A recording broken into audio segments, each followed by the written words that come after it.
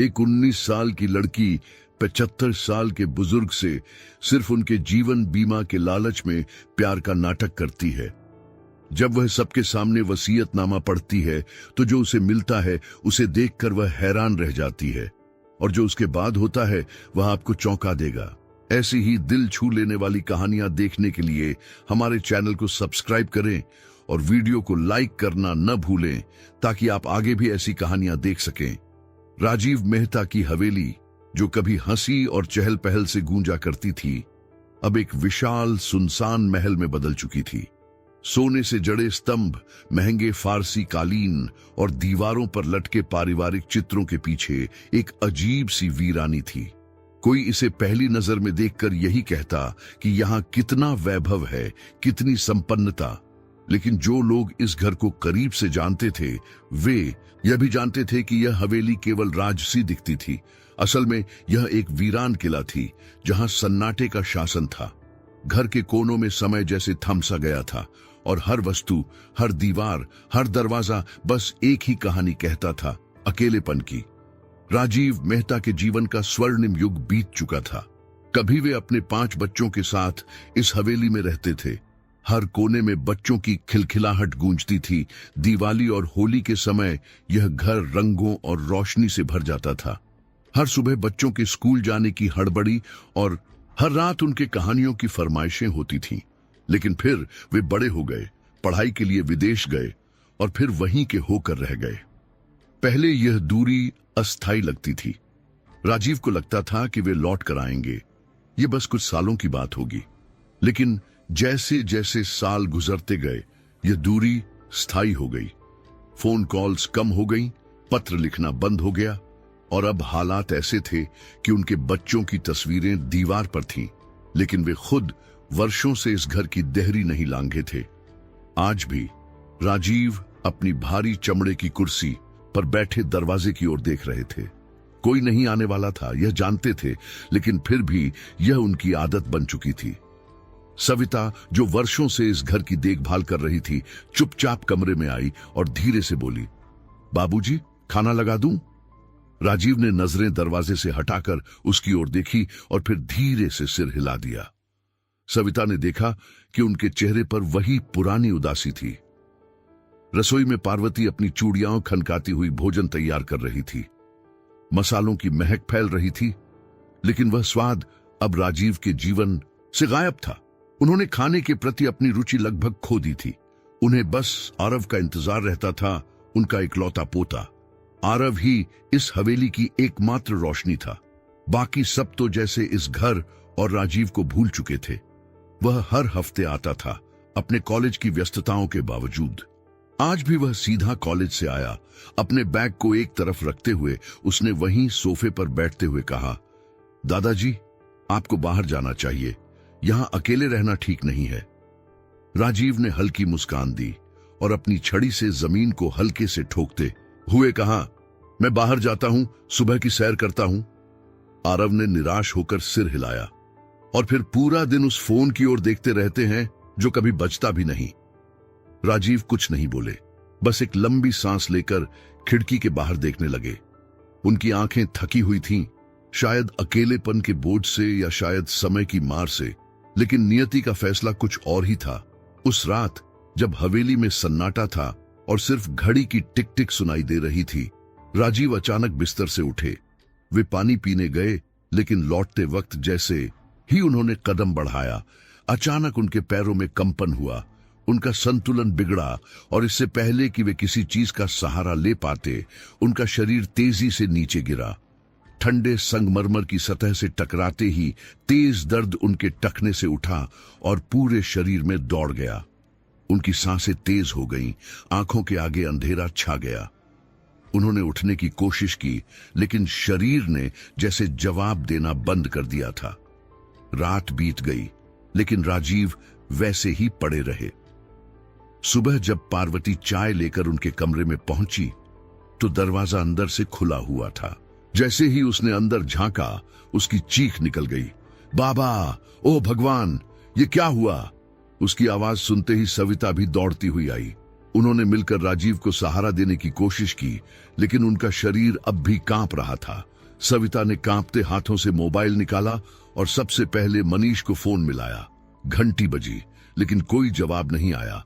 रोहन, सान्या, प्रिया, कबीर सबको फोन किया, लेकिन कोई नहीं उठा। पार्वती ने गुस्से में फोन को एक तरफ रख दिया और झटपट एम्बुलेंस बुला ली। अस्पताल के कमरे में राजीव सफेद चादरों से ढके बिस्तर पर लेटे थे। डॉक्टरों ने बताया कि उनके टखने में चोट आई है और उन्हें कुछ दिनों तक फिजियोथेरेपी लेनी होगी।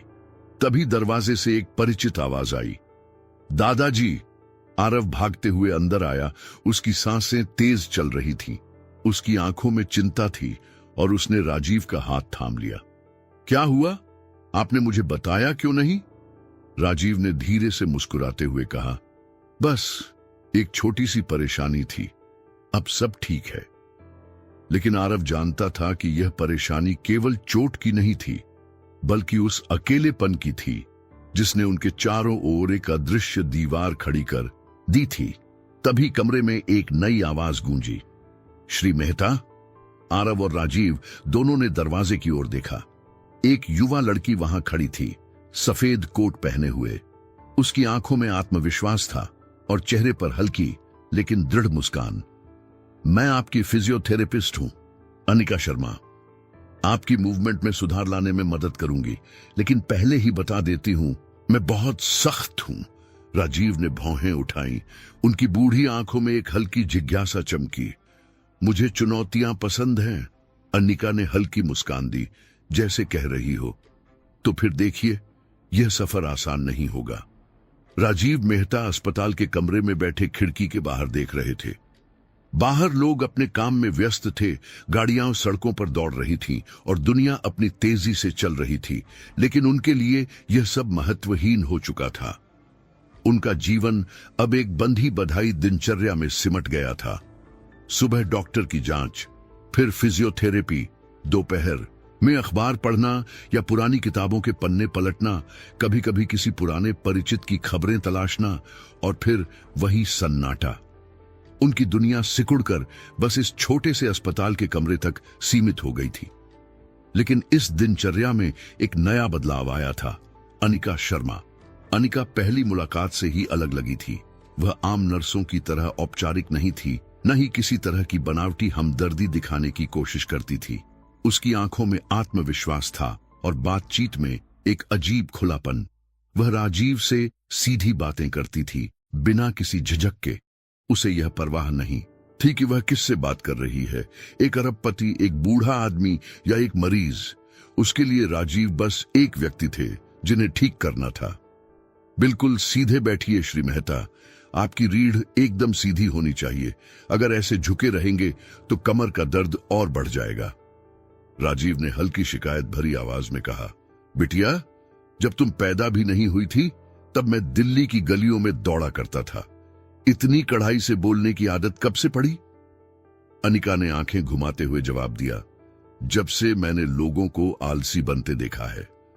और श्री मेहता, आपको पता है कि आलस्य क्या होता है?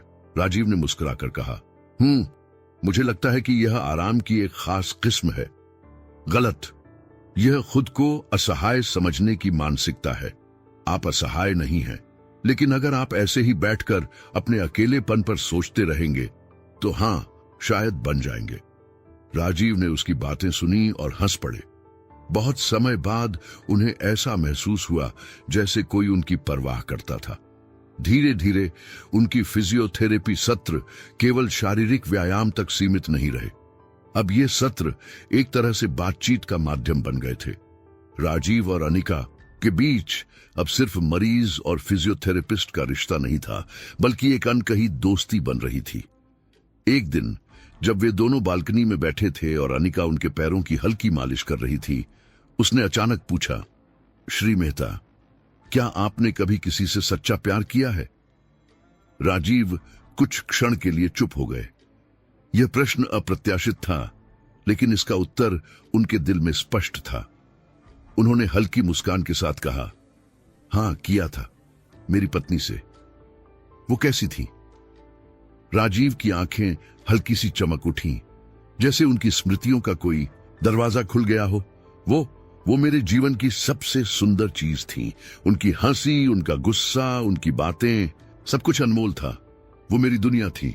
अनिका मुस्कुराई। और उनके बाद? राजीव ने गहरी सांस ली। उनके बाद सिर्फ एक तरफा प्यार बचा। वो प्यार जो मैं देता हूं, लेकिन बदले में कुछ नहीं मिलता। आरव, जो दरवाजे के पास खड़ा था, ये बातचीत चुपचाप सुन रहा था। उसने दादा को इतने वर्षों से देखा था, लेकिन कभी उन्हें इस तरह खुलकर अपने दिल की बातें करते नहीं सुना था। उसे यह देखकर अच्छा लग रहा था कि दादाजी अब पहले से बेहतर महसूस कर रहे थे, लेकिन कुछ और भी था जो उसे खटक रहा था। अनिका दादाजी से जरूरत से ज्यादा बात कर रही थी। उनकी जिंदगी, उनकी भावनाएं, यहां तक कि उनकी संपत्ति के बारे में भी। वह ये सब इतनी दिलचस्पी से क्यों पूछ रही थी? जब दादाजी अपनी पत्नी की बातें करते थे तो अनिका ध्यान से सुनती थी, लेकिन जब कभी चर्चा उनकी संपत्ति, उनकी जायदाद या उनके परिवार की आर्थिक स्थिति पर आ जाती तो उसकी आंखों में एक अलग चमक आ जाती थी। आरव को यह अजीब लगा, लेकिन उसने इस पर ज्यादा ध्यान नहीं दिया। फिर एक दिन जब फिजियोथेरेपी का सत्र समाप्त हुआ, अनिका ने हल्के से लहजे में कहा, श्री मेहता, क्या आपने कभी सोचा है कि अपने वसीयतनामे की समीक्षा करवा लें? राजीव ने उसकी तरफ देखा, लेकिन कोई उत्तर नहीं दिया। कमरे में सन्नाटा छा गया, लेकिन अनिका ने बात को हल्केपन से आगे बढ़ाया। मेरा मतलब है, आप एक सम्मानित व्यक्ति हैं। आपकी संपत्ति बहुत बड़ी है। आपको अपने भविष्य की योजना बनानी चाहिए।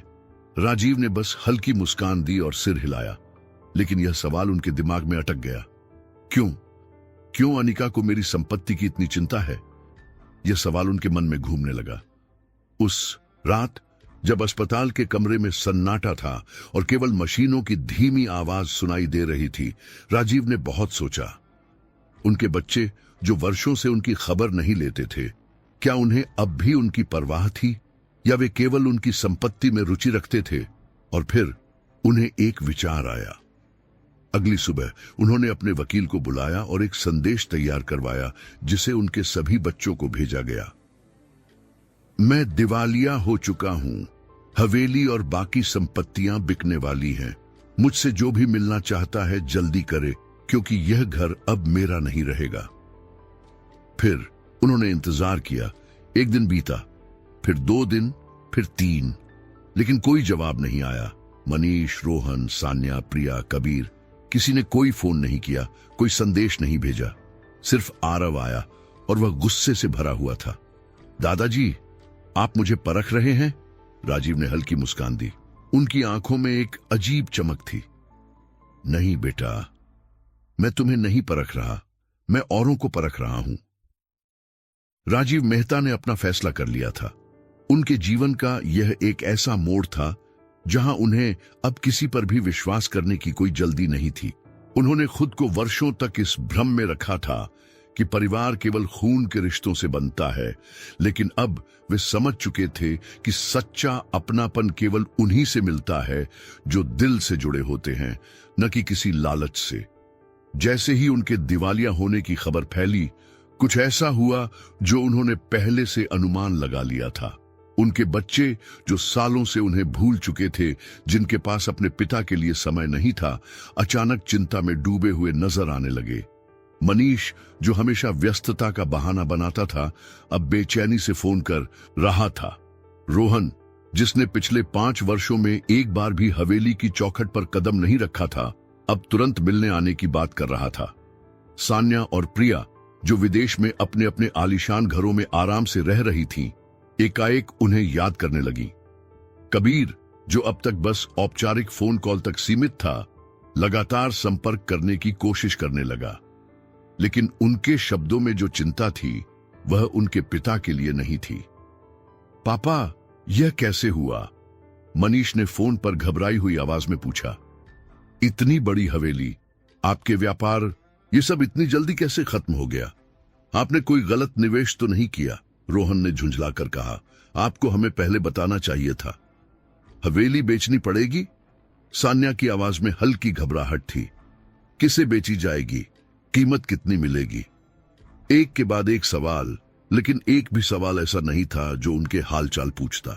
किसी ने यह नहीं पूछा कि वे कैसे हैं, क्या उन्हें किसी चीज की जरूरत है। किसी ने यह चिंता नहीं जताई कि उनके स्वास्थ्य का क्या हाल है। राजीव को अपने निर्णय पर पूरा विश्वास हो गया। जिस दिन खबर फैली उसी दिन एक और बदलाव हुआ। अनिका गायब हो गई। जो लड़की हर दिन उनकी देखभाल करने आती थी, जो इतनी आत्मीयता से उनका हालचाल लेती थी, वह अचानक कहीं लापता हो गई। कोई फोन नहीं, कोई संदेश नहीं, कोई सफाई नहीं, बस एक सन्नाटा। राजीव को यह देखकर जरा भी आश्चर्य नहीं हुआ। कुछ ही दिनों में वे हवेली से निकल गए और आरव के साथ मुंबई के एक छोटे साधारण से अपार्टमेंट में रहने लगे। एक बड़ी हवेली की भव्यता से निकलकर एक मामूली फ्लैट में रहना कुछ लोगों के लिए कठिन होता, लेकिन राजीव के लिए यह बदलाव बहुत सहज था। वे उन विशाल कमरों और सोने चांदी से सजे गलियारों के शोर को छोड़कर यहां आए थे, जहां कम से कम कोई सच्चाई थी। यहां उनकी मुलाकात प्रिया से हुई। प्रिया उनकी पड़ोसन थी, एक साधारण लेकिन सौम्य महिला, जिसकी आंखों में एक अजीब सी गर्माहट थी। पहली बार जब वे उससे मिले, वह अपने हाथ में एक ट्रे लेकर आई थी जिसमें ताजा बनी हुई चाय थी। श्री मेहता, यह चाय मेरी मां के हाथों की याद दिलाती है, उसने हल्की मुस्कान के साथ कहा। मुझे उम्मीद है कि आपको पसंद आएगी। राजीव ने ट्रे से कप उठाया और धीरे से चाय की चुस्की ली। स्वाद गहरा था, मिठास हल्की, लेकिन इसमें एक अपनापन था, एक ऐसा एहसास जो उन्हें वर्षों से नहीं मिला था। बहुत बढ़िया, उन्होंने मुस्कुराते हुए कहा। प्रिया हर रोज नहीं आती थी, न ही वह उनकी चिंता दिखाने के लिए अनावश्यक दिखावा करती थी, लेकिन जब भी वह आती, वह अपने साथ घर का बना खाना, ताजा फल या सिर्फ 2 पल की बातचीत लेकर आती थी।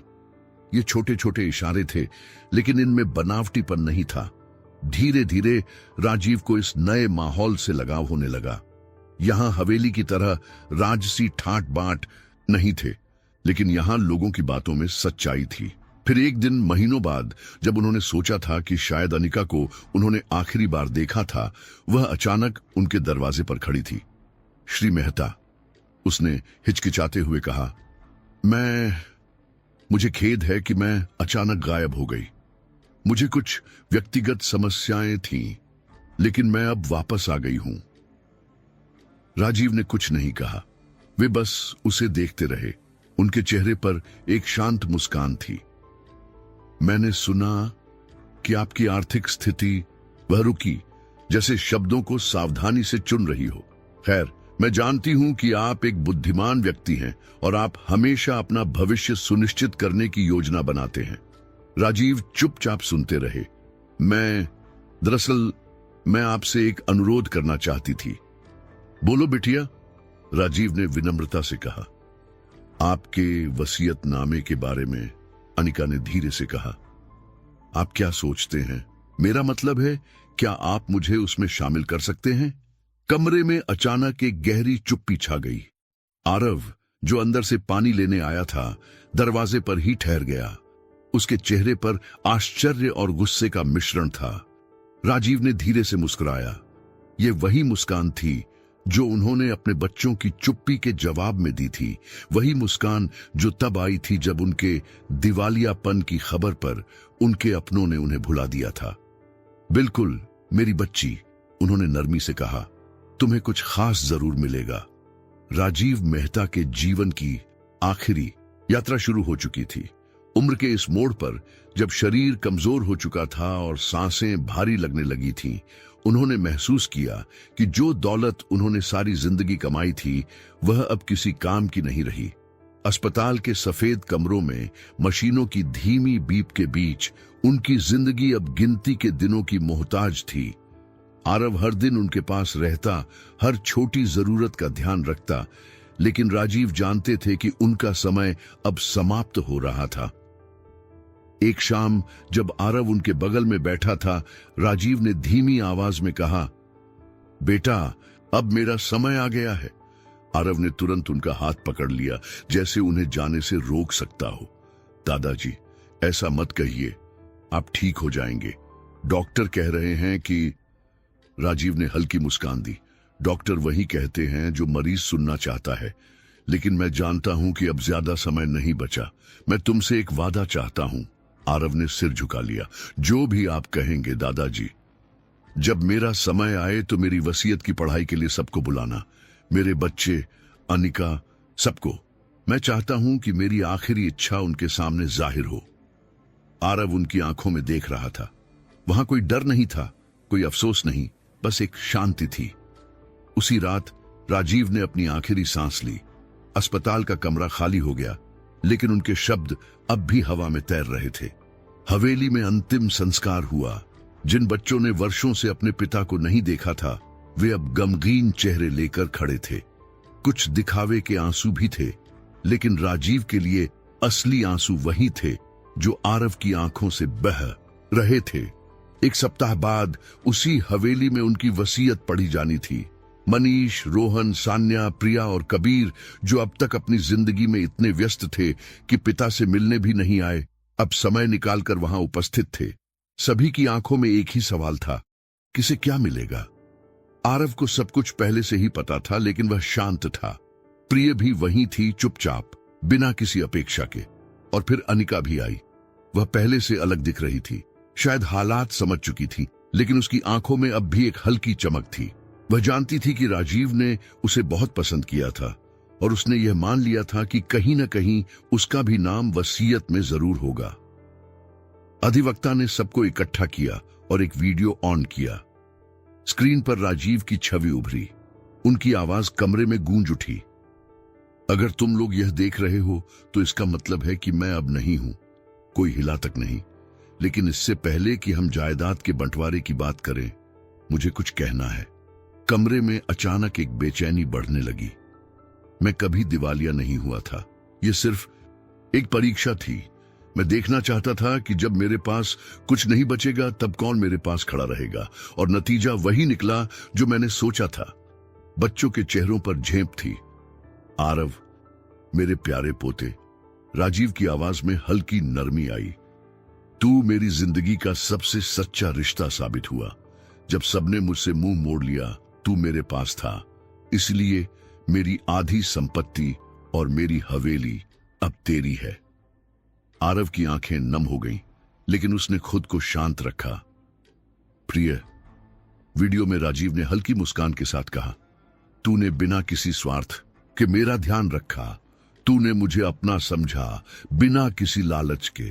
इसलिए मैं तुझे 1 करोड़ रुपए दे रहा हूं, ताकि तू अपनी जिंदगी को अपने हिसाब से जी सके। प्रिय के चेहरे पर अविश्वास था। अब राजीव के बच्चों की सांसें तेज चलने लगी। मेरे बच्चों, राजीव ने कहा, मैं जानता हूं कि तुम मेरे पास लालच से आए थे, लेकिन फिर भी तुम मेरे अपने हो। इसलिए मैं अपनी संपत्ति का 30% तुम्हें दे रहा हूं, ताकि तुम्हें यह महसूस न हो कि मैंने तुम्हें पूरी तरह भुला दिया। बच्चों के चेहरे पर एक राहत की लहर दौड़ गई, लेकिन फिर राजीव की आवाज एक बार फिर गूंजी, और अब अनिका के लिए। अनिका की आंखें चमक उठी। अधिवक्ता ने उसकी ओर एक लिफाफा बढ़ाया। इसमें एक चाबी है। राजीव की आवाज आई, यह बैंक के एक लॉकर की चाबी है। जाओ और देखो कि इसमें क्या है। अनिका के चेहरे पर हल्की मुस्कान खेल गई।